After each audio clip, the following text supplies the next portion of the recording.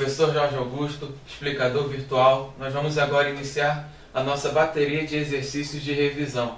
Então nós estaremos trabalhando em exercícios todo o conteúdo trabalhado aí durante o nosso curso. Então aqui nós vamos dar início na nossa primeira revisão com a ciência da história. Nós estaremos então trabalhando todo o processo de formação do conteúdo histórico, do conhecimento histórico. Então vamos dar início. Questão número 1. Conceitue história. Qual é o conceito dessa palavra, dessa ciência? Então vamos lá. Ciência que estuda o homem e suas ações através do tempo. Então a história ela é uma ciência e ela só existe graças aqui ao homem. A missão da história então é estudar o homem e o que o homem vem fazendo aqui ao longo do tempo. Então a história ela se preocupa em pesquisar os acontecimentos do passado e também investigar o presente. A história jamais serve para adivinhar o futuro. Então, para a gente fixar bem, ciência que estuda o homem e as suas ações através do tempo. Esse é o conceito de história. Já a questão número 2 pede aqui, defina a fonte histórica. Então nós vamos falar o que vem a ser a fonte histórica e vamos citar exemplos de fontes históricas escritas e não escritas. Então o exercício ele é dividido aqui em duas partes. Definir o que vem a ser então uma fonte histórica e depois diferenciar uma fonte histórica escrita da não escrita. Primeira parte da nossa resposta aqui. Fonte histórica é algo do qual o historiador retira as informações necessárias para construir o conhecimento histórico.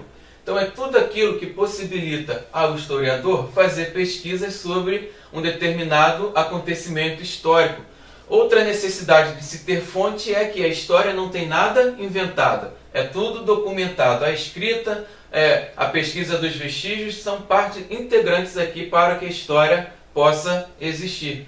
Prosseguindo aqui com a nossa resposta, fonte escrita são os livros, os documentos, as cartas, as agendas e os jornais. Então todos esses documentos aqui, todas essas fontes escritas, elas contribuem para ajudar aqui na pesquisa e também na formação de um conhecimento histórico. Então aqui aquela sua agenda de ficar escrevendo seus recados, é também uma fonte histórica, já que ali tem parte da sua vida. A história ela não é só estudar as grandes figuras de todo um processo histórico, mas sim cada pessoa ela faz parte da história. Então a história ela aproxima também cada ser humano do processo histórico. E fonte não escrita são os monumentos, geralmente lembrando alguma ação, algum acontecimento, algum personagem histórico. Os fósseis, lá dos primeiros animais que habitaram o planeta. Esculturas, estilos arquitetônicos e a tradição oral, que é a transmissão aqui do conhecimento através da fala. Então aqui para a gente fixar melhor de uma forma mais clara também, a fonte escrita aqui, tudo que a gente pode anotar. E a fonte não escrita são os monumentos, os fósseis, as esculturas, a tradição oral. Importante falar dessa tradição oral. A fala também ela é uma forma de se transmitir a história, já que ela transmite uma tradição de geração em geração. Então fechamos a questão número 2. Questão número 3.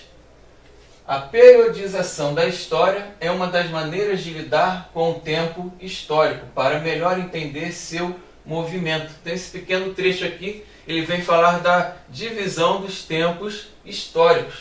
Ele pede aqui, apresente os tempos históricos. Lembrando que essa divisão dos períodos da história, ela foi feita por historiadores europeus. Então vai estar sempre privilegiando os acontecimentos que ocorreram na Europa, a não ser aqui a questão da pré-história que surge na África. Mas a transição da Idade Antiga para a Idade Média, da Idade Média para a Moderna e da Moderna para a Idade Contemporânea, são todos acontecimentos que ocorreram na Europa. Então, a divisão histórica aqui ela é totalmente europeia, acabando esquecendo um pouco da África, da Ásia e da América. Então, que divisão é essa? Então, nós temos aqui como tempo históricos a pré-história, que vai desde o surgimento do homem até 4.000 a.C. Depois nós temos a Idade Antiga, que vai ter início aqui já com a escrita. Depois, a Idade Média, muito mal chamada de Idade das Trevas, um período em que não havia produção cultural e os homens se preocupavam muito com a questão de guerra. Depois nós temos a Idade Moderna, o período que vai contribuir para grandes invenções da humanidade. E o período que vivemos atualmente dentro dessa divisão, que é a Idade Contemporânea, que teve início lá com a Revolução Francesa em 1789 e vai até os nossos dias. Então, só para fixar, os períodos históricos. Pré-história, o único período aqui que se lembra da África. Depois, Idade Antiga, Idade Média, Idade Moderna e Idade Contemporânea. Sempre marcado aqui por acontecimentos da Europa. Então, os acontecimentos europeus acabam ajudando na transição de um período ao outro. Então, pegamos aqui a questão número 3 sobre os períodos da história. A gente pode colocar isso aqui também como uma faixa etária aqui da história. A história que nasceu, cresceu, se desenvolveu e até hoje aí está viva no nosso meio. Questão número 4. A prática de dividir a história em 5 períodos expressa uma. Por que se dividir a história em períodos? O que essa divisão da história em 5 períodos ela quer nos mostrar? Uma noção universal da história, ou seja, algo global dessa divisão, que esses 5 períodos aqui aconteceram em todo o mundo? A B, concepção linear do tempo histórico através de uma linha do tempo.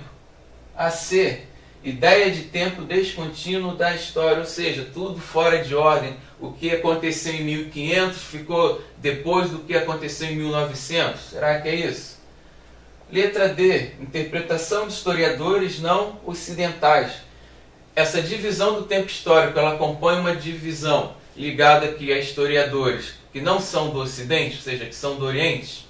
E a letra E, compreensão marxista da história. Isso aqui é um modelo aqui histórico criado por Karl Marx. Então essa divisão do tempo da história está ligado à concepção linear do tempo histórico. Essa divisão foi feita para ordenar a história em uma linha do tempo, ou seja, tem o início, tem o meio e tem o fim, para não ficar tudo bagunçado. Então, para isso serve essa divisão da história em esse tempo, em esses períodos históricos, ou seja, é tudo uma linha do tempo, para se colocar uma ordem aqui em todos os acontecimentos históricos. Questão número 5. Comente a importância do estudo da história. Para que vai servir a história? Só estudar coisa do passado, não estava lá para ver, não sei se é verdade. Será que é isso mesmo a história? Então a história ela tem a sua importância de ser estudada. Para que vai servir então a história que todo mundo tem medo? Então aqui, a história tem como importante papel de nos dar referências, relembrar e transmitir o conhecimento.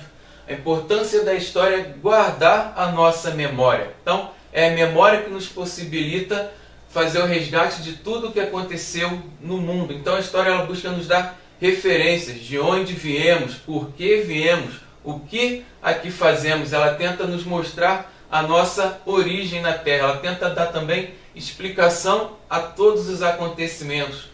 Algo muito importante é nunca pegar a história apenas dos grandes acontecimentos, dos grandes personagens históricos, mas sim também tentar aproximar todo acontecimento histórico da história de cada pessoa. Isso vai facilitar muito no ensino e na aprendizagem da história e também vai fazer com que o aluno também goste da disciplina. É um grande problema que encontramos aí nos livros didáticos. Falam dos grandes heróis, mas esquecem de falar da nossa própria história. Então, para a gente fixar aqui a importância do estudo da história, ela tem aqui como importante papel de nos dar referências, relembrar sempre a questão do passado e transmitir o conhecimento. A história também é transmissão de conhecimento, já que ela está sempre investigando os fatos. E fechamos a questão número 5. Questão número 6. Apresente o significado do nome história. O significado desse nome, ele praticamente vai mostrar toda a missão que essa ciência possui. Então, qual será a resposta? Significa conhecimento através da investigação. Só lembrando algumas questões atrás, quando nós vimos a questão da fonte histórica, onde foi falado que nada é inventado pelos historiadores. Por quê? Temos que investigar, temos que pegar os vestígios, as fontes. Por isso, a história ela tem esse nome aqui, ó, conhecimento através da investigação. Não é nada inventado. Se fosse inventado, não seria história, mas sim história. Então, esse aqui é o significado desse nome história. Conhecimento através da investigação. A missão dos historiadores, então, é essa: investigar o passado, investigar o presente, para nos deixar o conhecimento, para nos transmitir o conhecimento. Então, fechamos a nossa primeira parte aqui da revisão. Muito obrigado pela atenção e até a próxima.